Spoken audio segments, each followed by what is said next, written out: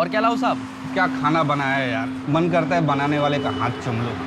जाओ चूम लो, बुढ़िया है, 6 महीने से बना रही है। एक काम कर, तू ही चूम ले। क्या साहब? एक सेम प्लेट ऐसा पार्सल दे देना, घर ले जाऊंगा यार, बीबी खुश हो जाएगी। जरूर जरूर जरूर। चंद्रिका दी, आपके खाने की बहुत तारीफ हो रही है, बस यही स्वाद बनाए रखना, अगले महीने में आपकी पगार भी बढ़ा दूंगा।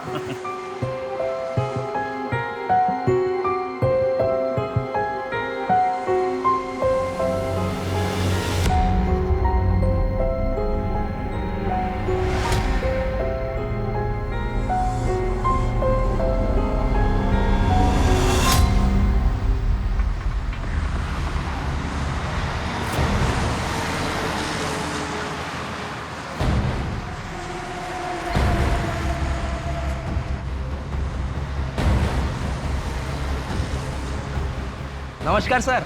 क्या बना थे छोटू? भालो। चल खाना लगा दे फटाफट।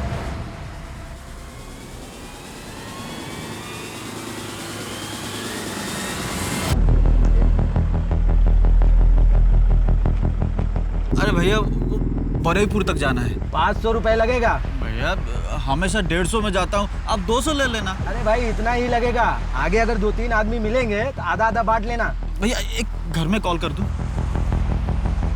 हेलो, हाँ हमें गाड़ी मिल गई है, हम सीधा घर ही आएंगे। हाँ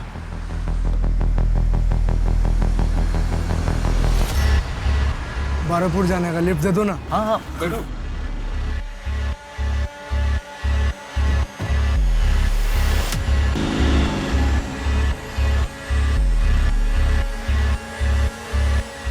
भैया थोड़ा साइड कर दो यार, बहुत जोर की पेशाब लगी है, साइड कर दो।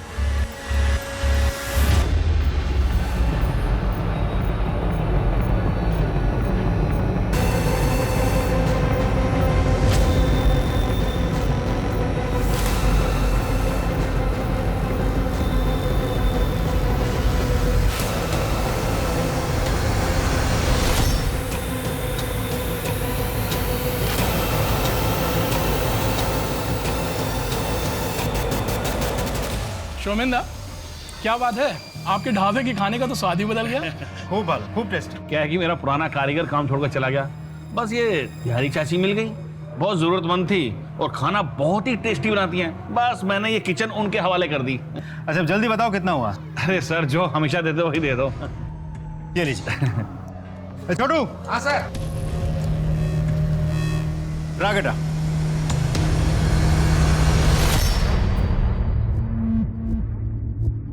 चंद्रिका दी, पुलिस वाला आपके बारे में पूछ रहा था।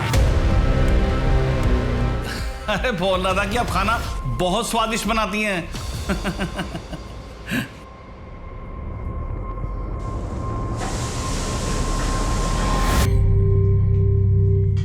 दीदी कब तक ये दाल भात खाएंगे? ना छोक ना तरकारी, और माछ तो कितने दिनों से नहीं खाया है। अरे उस दिन तो खाया था ना माछ भात। कब? अरे चौधरी काकू की शादी में। हाँ। और मीना मासी के घर पे तुझे पूजा में रसगुल्ले भी तो दिए थे उन्होंने। हाँ। तुझे पता है, जब अपने माँ बाबा थे ना तो माँ बहुत अच्छा अच्छा खाना बनाती थी। तू बहुत छोटा था लेकिन बहुत चाव से खाता था। माँ क्या क्या बनाती थी? शुक्तो, बेगुन भाजा, चटनी, शोरशे बाटा माछ और भी बहुत कुछ बनाती थी।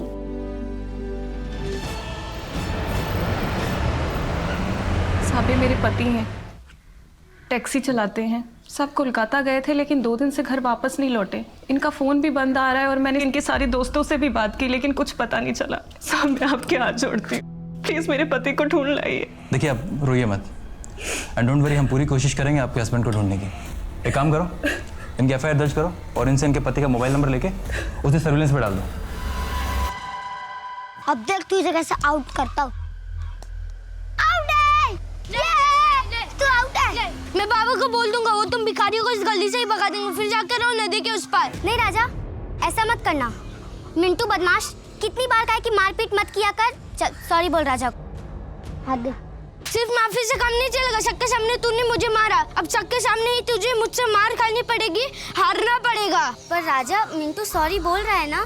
बाबा अच्छा सुनो, मिंटू नहीं मान रहा तो तुम मुझे मार। अरे रुक, मैं तुझसे मार भी खा लूंगा और हार भी जाऊंगा।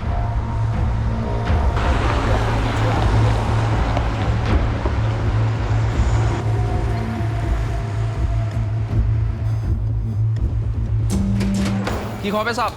ये तेरे पास ही रख, एक काचा कोलार तरकारी ला। अरे साहब, ये ढाबा है, इधर घर का नहीं होटल का खाना मिलता है। एक काम कर, तू तेरे महाराज से पूछ, अगर बना देगा ना तो मेहरबानी होगी। अरे साहब, इधर महाराज नहीं महारानी है, फिर भी पूछता हूँ।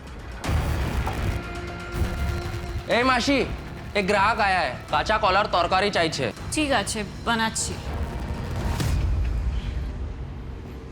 बन गया। थैंक यू बोलना महाराज, महारानी को।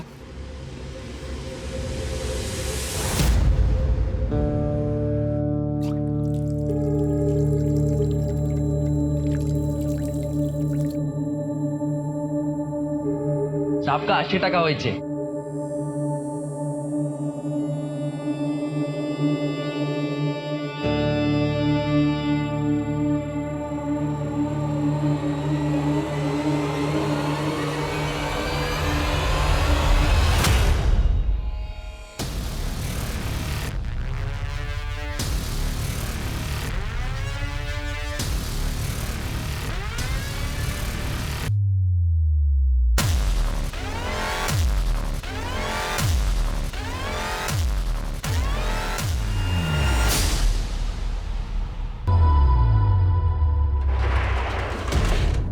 हाँ भाई छोटू, बंद हो गया? हाँ हाँ, आ गया बस। ला बेटा जल्दी ला चाबी। चल बेटा खुश रह।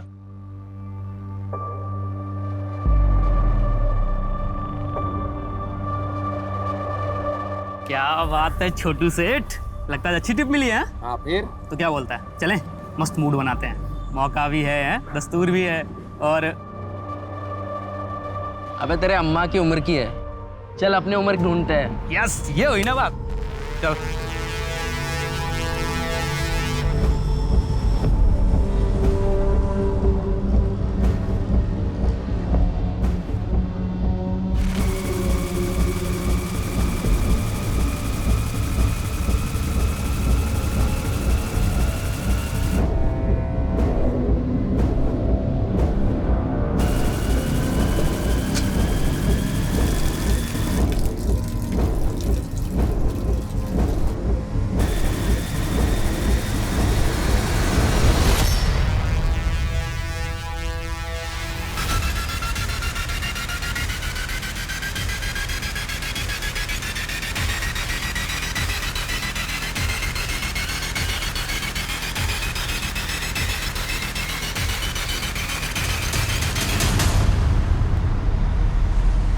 क्या हो गया भाईजान? भाई आज कुछ ज्यादा ही खाना खा लिया, पेट गुड़गुड़ कर रहा है। भाईजान मैं भी चलता हूँ, पेट तो भारी मेरा भी है। चल भाई चल।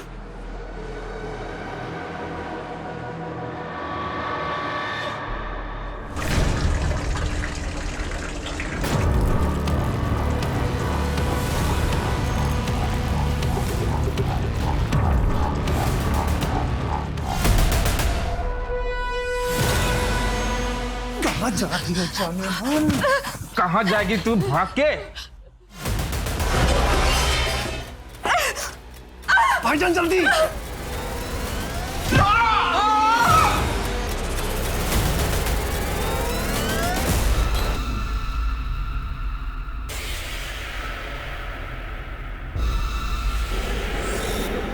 रुको रुको रुको रुको रुको,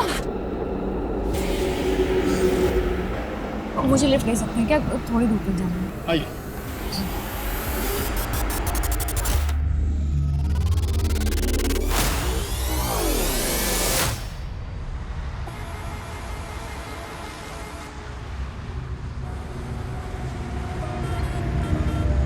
मासी,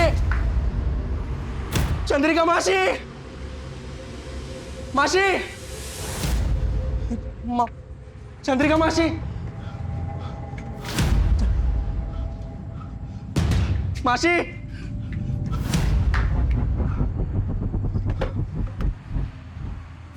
सोमन दादा,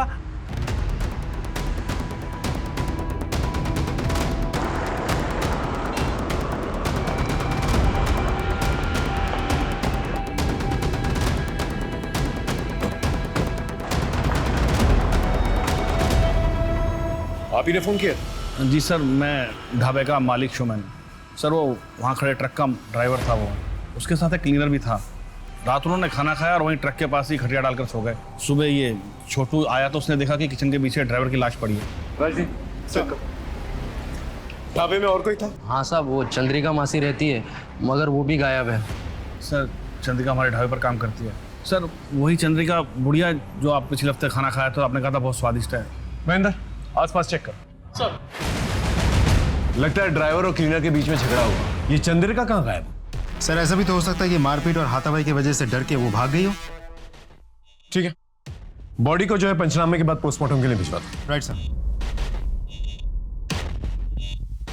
यहाँ कोई सीसीटीवी है? नहीं सर, वो तो नहीं है। सर हाईवे के मोड़ पे सीसीटीवी है सर। ढाबे से हाईवे जाने का रास्ता उसमें दिखाई देता। एक बात और सर, आसपास अच्छे से चेक किया लेकिन चंद्रिका और क्लीनर दोनों नहीं मिले। कोई मर्डर वेपन? नहीं सर। ठीक है, काम करो, फुटेज निकालो और ट्रक के ओनर से पता करो ये क्लीनर है कौन। सर आखिर ये चंद्रिका और ये क्लीनर दोनों गायब हुए तो कहाँ?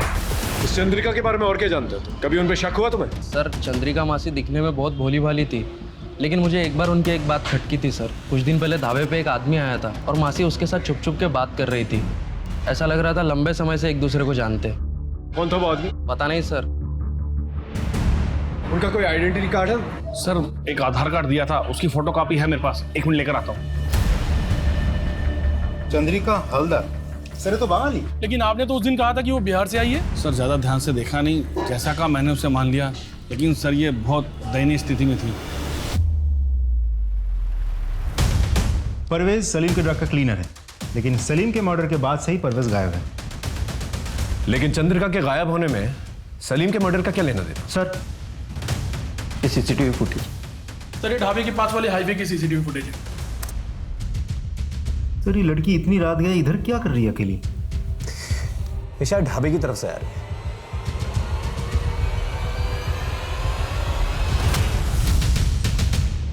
एक काम करो, इसके फोटोज जो है ढाबे के मालिक को और वहां पर काम करने वाले लोगों को दिखाओ, कोई ना कोई इसे जानता होगा। और ये ट्रक शहर की तरफ जा रहा है, इसकी भी डिटेल्स निकलवा। एक काम करो, चंद्रिका के आधार वाले एड्रेस पे जाओ, वहां से कुछ क्लू मिलेगा। सर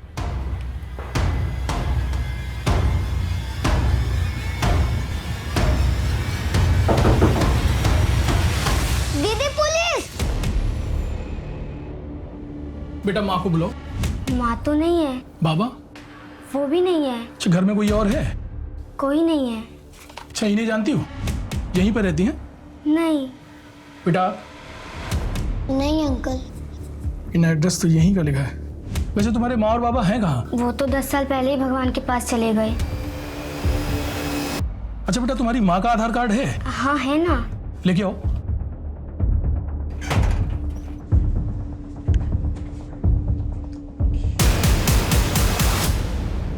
सर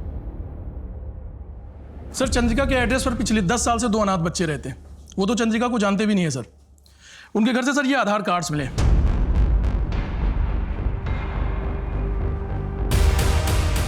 चंद्रिका नाम नंबर सब कुछ सेम है, लेकिन फोटोज अलग अलग है। इसका मतलब वो बूढ़ी औरत इस आधार कार्ड का इस्तेमाल करके वो ढाबे पे काम कर रही थी। लेकिन क्यों? ये चंद्रिका की मिस्ट्री बढ़ती जा रही है। आखिर ये है कौन और गई कहां?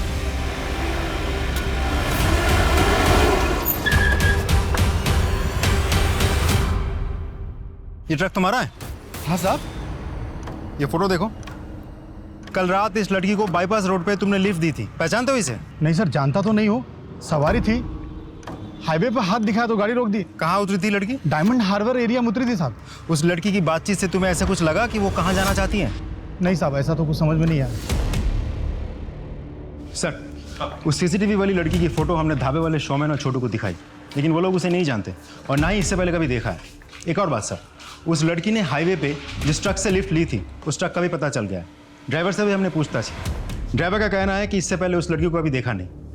एक नॉर्मल सवारी थी, वो बैठी, उससे पैसे लिए और आगे जाके डायमंड हार्बर पे छोड़ दी। एक काम करो, डायमंड हार्बर जाओ, पूछताछ करो, हो सकता है कोई क्लू मिल जाए। इस लड़की का सलीम के मर्डर से और चंद्रिका से कोई रिश्ता जरूर है। सर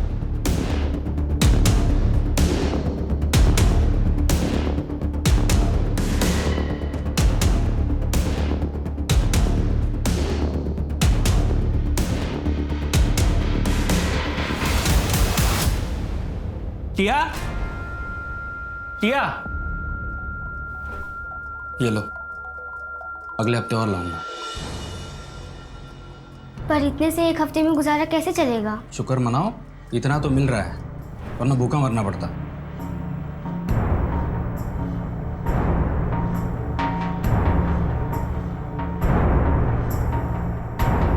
सर, हमने डायमंड हार्बर एरिया का चप्पा चप्पा छान मारा, लेकिन उस मिस्टीरियस लड़की के बारे में कुछ पता नहीं चला। सर वो बहुत ही बदनाम एरिया है, वहाँ पर ज़्यादातर तड़ी पार इलीगल माइग्रेंट्स या धंधे करने वाली औरतें रहती हैं सर। ये केस तो और भी उलझता जा रहा है, समझ में नहीं आ रहा क्या करें अब। Hello, Jayant sir. Yes sir, अभी फिलहाल तो सॉफ्ट क्लूज मिले हैं सर। जैसे कोई पुख्ता सबूत मिलता है हम कातिल को अरेस्ट कर लेंगे। जी सर।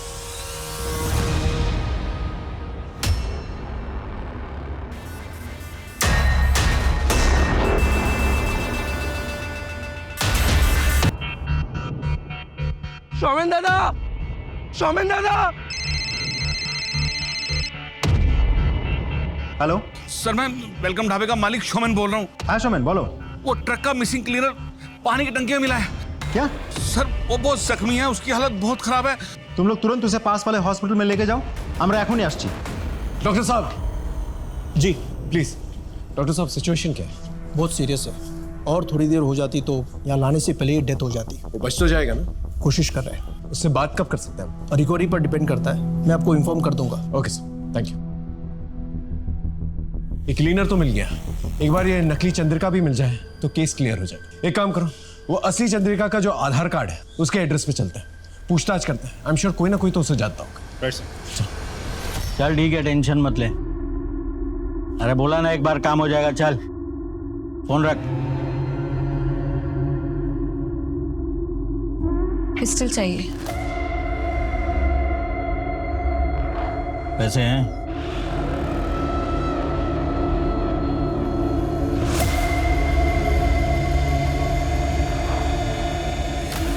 ठीक है, रात को 10 बजे वो खोली पे आ जाना, मिल जाएगी।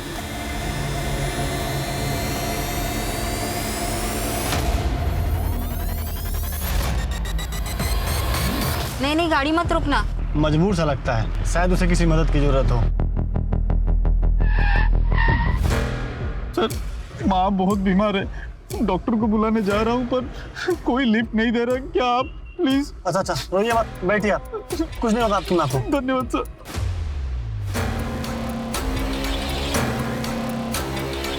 बस सर यही रोक दीजिए। लेकिन यहाँ पे तो कोई दवाखाना नहीं है। इस पगडंडी के आगे एक छोटा सा गांव है, वही दवाखाना है सर।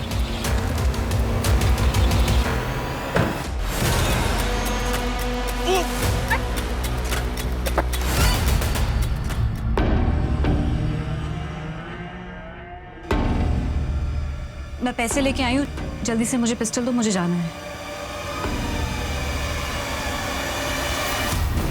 ये क्या कर रहे हो तुम? दरवाजा खोलो। अरे छोड़ो मुझे। ये क्या कर रहे हो तुम? छोड़ो।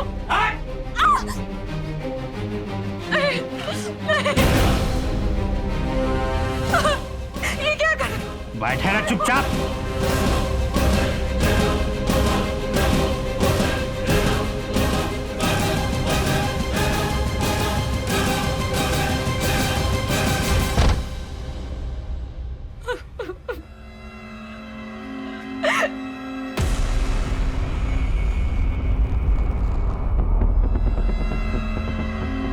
सर उन बच्चों के पास विपिन नाम का एक आदमी आता है, शायद उनके माँ का दूर के रिश्तेदार है। माँ बाप के मरने के बाद से वही उनका ख्याल रखता है। Thank you sir. एक नई इन्फॉर्मेशन मिली।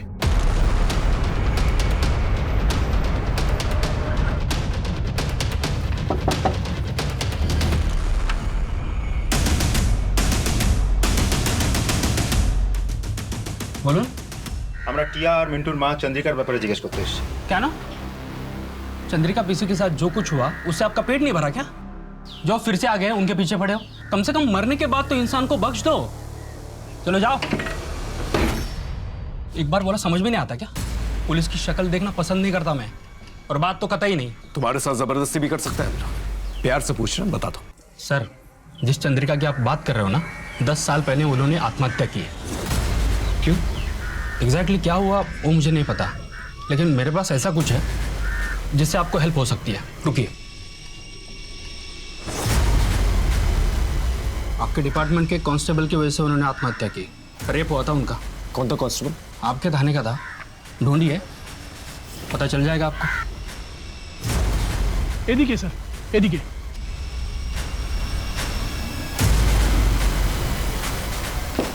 मिंटू, टिया। अरे सर आप? मिंटू कहाँ है? मिंटू?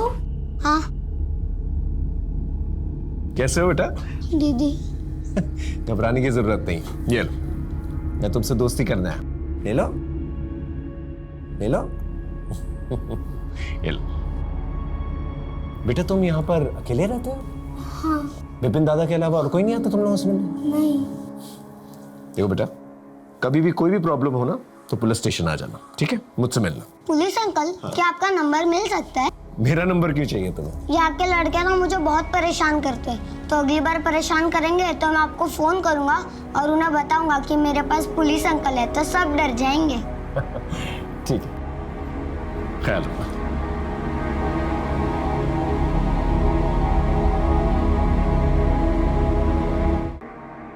सर आइए सर।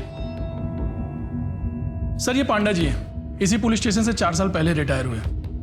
सर कैमन आशा बॉश। बताइए सर, चंद्रिका के बारे में और क्या इन्फॉर्मेशन है आपके पास? सर चंद्रिका ने मेरे पास आके उसके पति की गुमशुदा होने की रपट लिखवाई थी। हर दिन आके रोती थी, फिर अचानक से गायब हो गई, उसका कुछ पता ही नहीं था। कुछ दिनों बाद उसका एक दूर का रिश्तेदार एक खत लेकर आया और कहने लगा कि चंद्रिका के साथ प्रशांत मित्र नाम के एक हवलदार ने किया, और इस सदमे में आके चंद्रिका ने आत्महत्या कर ली। पर सर इस प्रशांत मित्र नाम का कोई भी हवलदार हमारे थाने में नहीं था। हमने काफी छानबीन की, फिर उसके बाद इस फाइल को बंद कर दिया। सर ये रही उस केस की फाइल। सर, डॉक्टर का मैसेज आया, परवेज क्लीनर को होश आ गया है।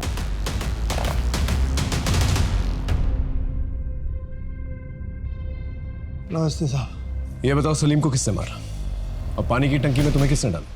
वो जो ढाबे पे औरत काम करती है ना, उसी ने किया साहब। वो बूढ़ी औरत चंद्रिका? हाँ साहब। क्या? वो बुढ़िया नहीं है साहब, वो जवान है। ये देखो। हाँ, ये वही है साहब। ये हमारे पैसे चुरा रही थी। सलीम भाई ने इसकी चोरी पकड़ ली और बुढ़ापे के नाटक को भी, तो इसने सलीम भाई को जान से मार दिया। मैं जान बचा के भागा तो इसने मुझे घायल करके बेहोश कर दिया। ये औरत बहुत खतरनाक है, इसको पकड़ लो साहब।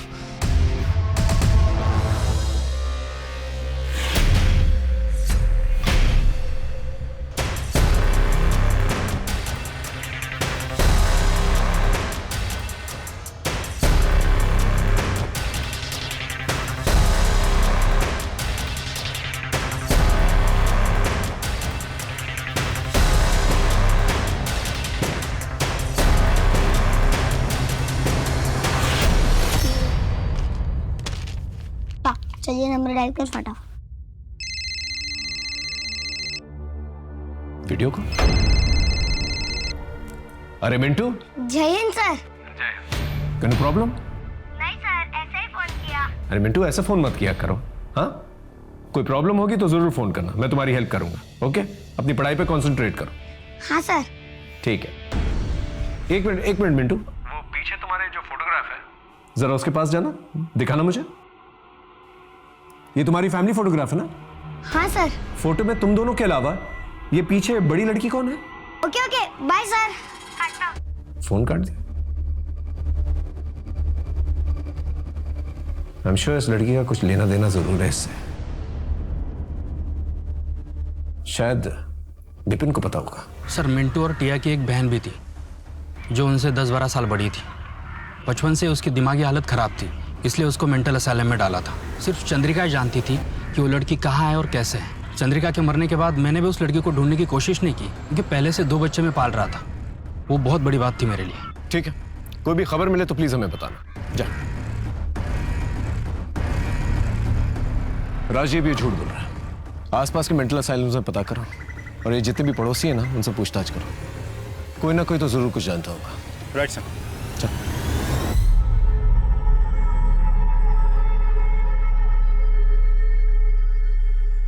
अपना तो रेडी है, तू निकल।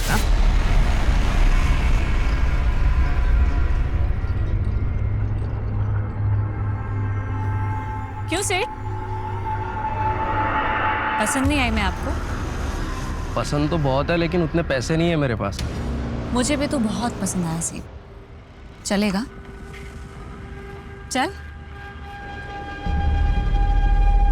आओ सेठ। अरे आओ ना, आज तो आपको मैं जन्नत की सैर कराऊंगी, वो भी मेरे स्टाइल में। अब देखो चमेली का जादू। लेकिन मजा आना चाहिए। हाँ हाँ बिल्कुल, आप बस देखते जाओ कि ये चमेली क्या क्या करती है। ये क्या कर रही हो लेकिन? बस थोड़ा और इंतजार। बड़ा अजीब स्टाइल है यार। हाँ ये अपना स्टाइल है। क्या बात है, जल्दी करो जो करना है वो। मैं तो एकदम प्यासा प्यासा हो रहा हूँ। ठीक है ठीक है, हमें जाना चाहिए। सर मेरा दोस्त छोटू कल रात से गायब है। अरे दोस्त पोस्त से मिलने गया होगा, 24 घंटे वेट करो, देखिए की करा जाए। की नाम बोले? सर छोटू। कहाँ काम करता है? सर ढाबे पे काम करता है। ढाबा? कौन सा ढाबा? Sir welcome dhaba. कहाँ से गायब हो? सर हम सोनागाछी गए थे। सर मैं तो अपनी रेगुलर वाली के साथ गया था, पर सर जब मैं वापस आया तो पता लगा छोटू किसी नई लड़की के साथ गया है। सर जब मैंने पता किया तो उस लड़की का नाम और पता किसी को कुछ नहीं मालूम था।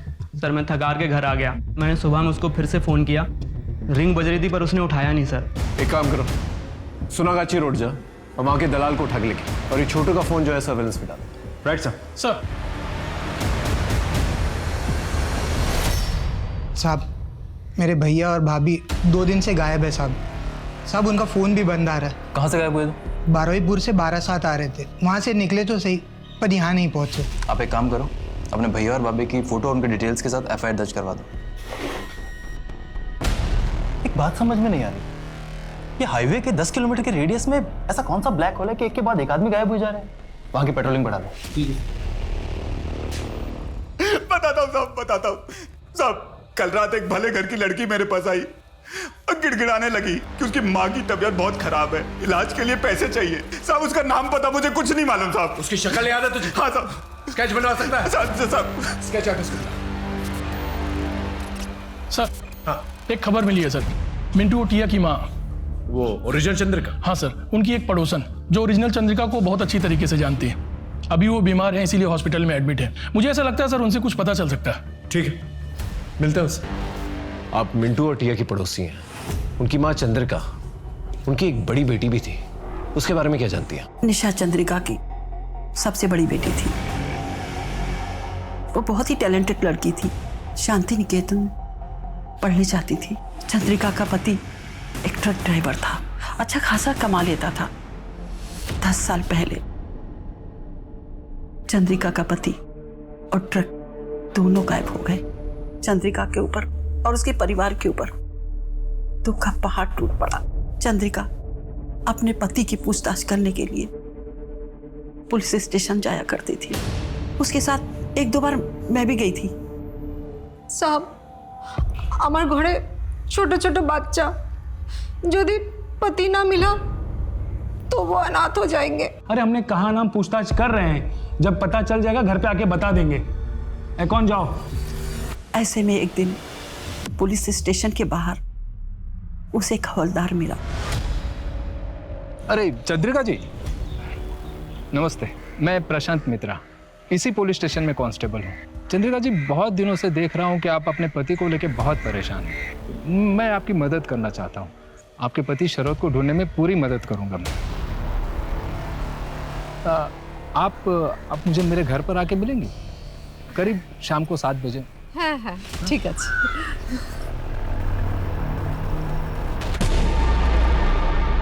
और फिर चंद्रिका के साथ उस हवलदार ने जबरदस्ती की।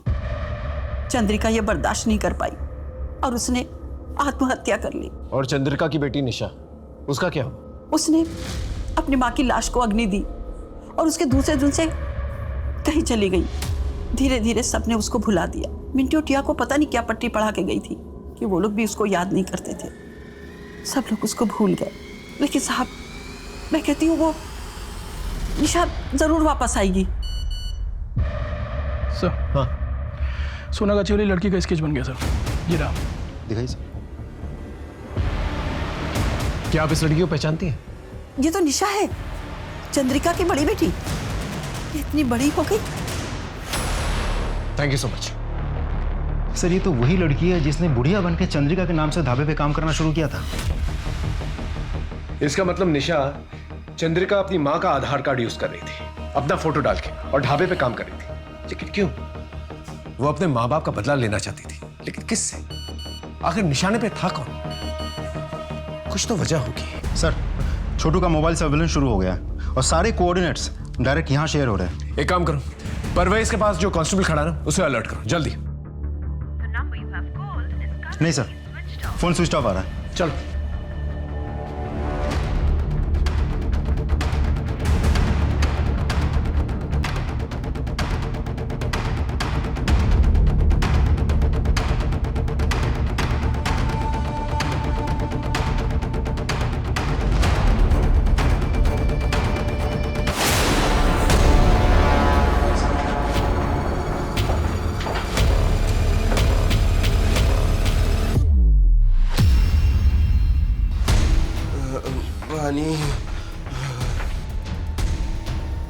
छोटू, छोटू, छोटू, हाँ, आराम से, आराम से। सर, वो लड़की कहाँ है जिसने तुम्हारा ये हाल किया?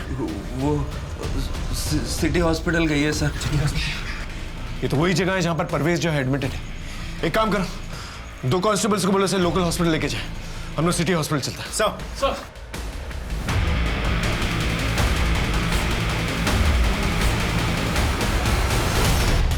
निशा, गोली मत चलाना।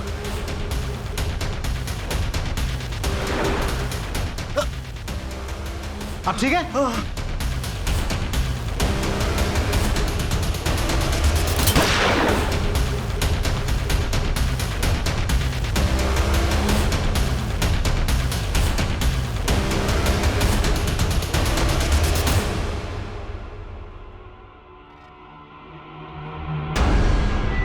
तुम मुझे गोली भी मार सकती थी और वहां से भाग भी सकती थी, क्यों नहीं किया तुमने ऐसा? सर, आपने मुझे पहली बार थोड़ी पकड़ा है। मैंने पहले भी देखा है।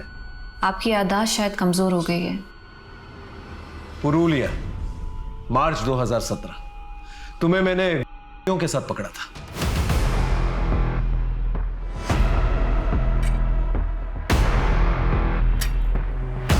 इन राइफल्स को वैन में रखो।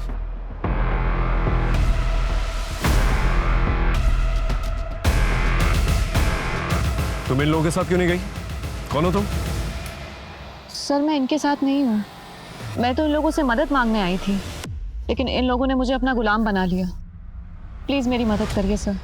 उस वक्त हमागमी में तुमसे पूछ नहीं पाया कि उन के साथ क्या कर रही थी तुम, लेकिन आज समझ में आ रहा है। तुम अपनी माँ के लिए जस्टिस लेने गई थी, लेकिन क्या फायदा हुआ?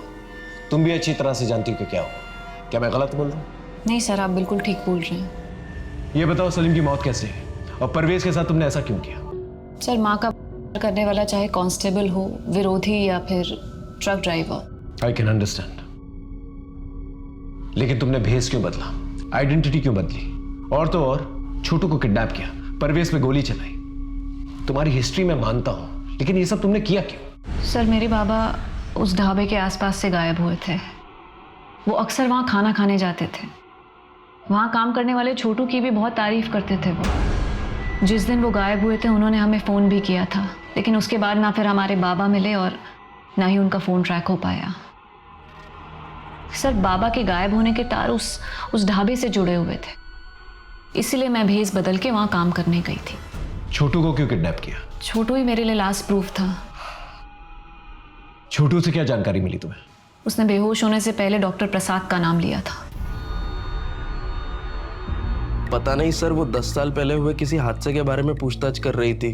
और सर, ढाबे पे रोजाना इतने लोग आते हैं, सबका नाम थोड़ी ना याद रखेंगे सर। तो तूने डॉक्टर प्रसाद का नाम क्यों लिया था? सर, मैं जानता था वहाँ परवेज को भर्ती किया गया है और ज़रूर वहाँ पे पहरा होगा। इस वजह से सर, अपने आप को बचाने के लिए और उस बला को फंसाने के लिए सर मैंने डॉक्टर प्रसाद का नाम लिया था। जैन सर। जैन, बोलो विनोद। सर एक्चुअली केस के सिलसिले में आपसे ज़रूरी बात करना है सर। पिछले कुछ महीनों से हमारे एरिया से गुजरने वाले हाईवे से लोग बड़े रहस्यमय तरीके से गायब हो रहे हैं। और सर सिर्फ लोग ही नहीं बल्कि उनकी गाड़ियाँ, उनके सामान और बच्चे तक सब कुछ वैनिश हो रहा है सर। और सर हमें समझ तक नहीं आ रहा है आखिर माजरा क्या है। वो हाईवे हमारी जुडिडिक्शन से भी गुजरता है ना? हाँ सर, इसलिए मैं आपसे मिलने आया हूँ। महेंद्र एक काम करो, हाईवे की एंट्री पॉइंट पे ना नाकाबंदी करवा दो और तुम अपने एग्जिट पॉइंट पे, और आने जाने वाले जितने भी लोग हैं उनका एक रजिस्टर मेंटेन करो और आपस में मैच करो। उस पूरे एरिया में पेट्रोलिंग बढ़ा दो, जितनी भी दुकानें हैं, ढाबे हैं, सबको चेक करो। ये कोई बर्मुडा ट्रायंगल तो है नहीं कि गाड़ी समेत इंसान गायब हो जाए। एक मिनट। हाँ बोलूं? जैन जी, पटना से एक क्रिमिनल जो है हमारे एरिया में पैरोल जम करके आया है, उसे पकड़ना है। सीआईडी की इंफॉर्मेशन।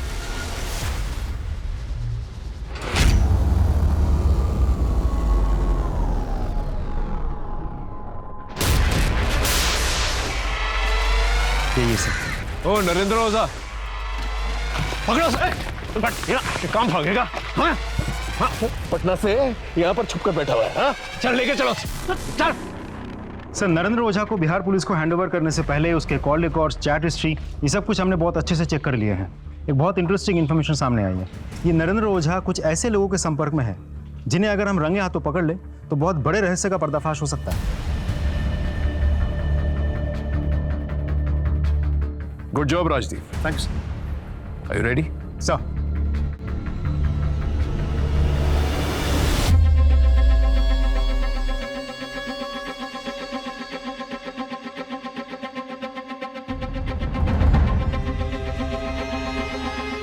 सॉरी सर, वो वेटर आज हॉस्पिटल में, मैं ही ऑर्डर लूंगा। बताइए क्या लाऊं आपके लिए?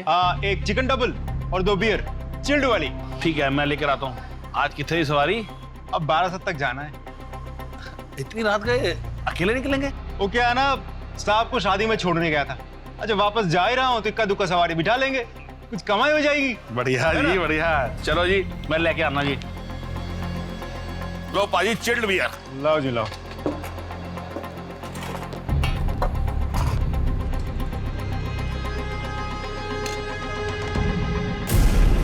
तो कितने गए पाजी? आया जी आया। दसो जी, कितने पे हैं? 900 रुपये हो जी। लो जी। हेलो जी, सत श्री अकाल जी। हेलो, हाँ हाँ, ग्राहक निकल गया, ध्यान रखना। Okay bye.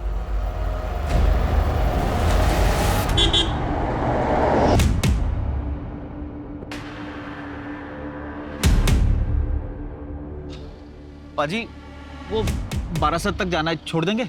अरे बिल्कुल छोड़ देंगे, बैठो जी। पाजी एक कॉल कर दूं? कर लो कर लो। हेलो, हाँ हमें गाड़ी मिल गई है। ठीक है, हम सीधे घर में आके खाना खाएंगे। बैठ जाओ।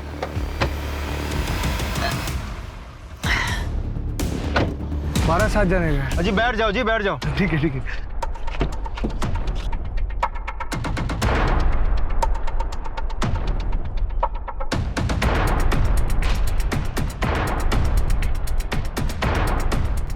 पापा जी थोड़ा साइड कर दीजिए, बहुत जोर की पेशाब लगी है। अरे कोई गल नहीं जी, हम भी हल्का हो लेते हैं। हाँ हाँ जी हाँ जी।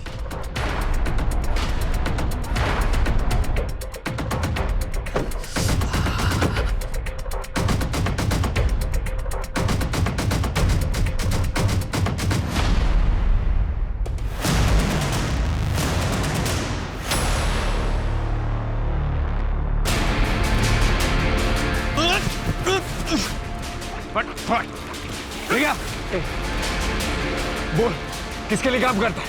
बोल वरना गोली चला दूंगा। बोल। डॉक्टर नरेंद्र ओझा। चल।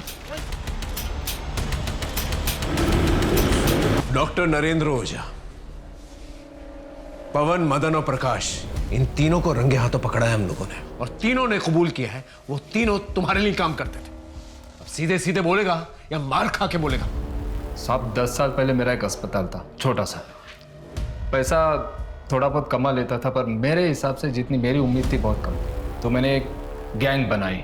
ढाबे वाला शोमेन और वो छोटू, उनके पास रात में जो लोग खाना खाने आते थे उनसे बातों बातों में सारी जानकारी निकाल लेते थे वो लोग। और जैसे ही वो लोग ढाबे से निकलते थे उसके बाद हम उन्हें किडनैप करते थे। फिर डॉक्टर प्रसाद की मदद से मैं उनकी आँखें, किडनी और बाकी सारी जितने भी ऑर्गन्स हैं जो काम के हैं, जिनसे हम पैसा बना सकते हैं, निकाल लेते थे। और हाँ, वो गाड़ियाँ, उनको हम डिसमेंटल करके स्पेयर पार्ट्स यूपी बिहार में बेच देते थे। और कितने लोगों को शिकार बनाया तुमने? ठीक से याद नहीं है, पर कुछ 100-125 लोगों की शिकार की होगी। इसे जानते हो? ठीक। हाँ साहब, इसे कैसे भूल सकता हूँ। इसका पति तो पहला शिकार था साहब। किडनी का बहुत पैसा मिला था इसके। और फिर पता चला कि रोज पुलिस स्टेशन जाती है, तो मैं चेक करने गया साहब, उसको देखा तो मेरा दिल आ गया था उस पर। फिर मैंने पुलिस कांस्टेबल होने का नाटक किया और उसे वादा किया कि उसके पति को ढूंढ निकालेंगे। इसी बहाने उसको घर ले गया, मैंने मजे लिए और भगा दिया उसको साहब।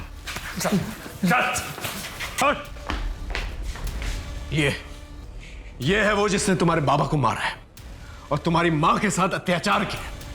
ये मन तो कर रहा है इसे मैं तुम्हारे हवाले कर दूं, लेकिन लोगों का कानून पे से विश्वास ना उठ जाए, इसलिए ये साला जो है ना सीधा यहां से जेल जाएगा। मैं तुमसे वादा करता हूं कि मैं पूरी कोशिश करूंगा कि कोर्ट इसे कम से कम फांसी की सजा दिलवाए। चल चल। निशा के आंसू रुके या नहीं पता नहीं। डॉक्टर ओझा का रैकेट पुलिस ने नेस्तनाबूद कर दिया।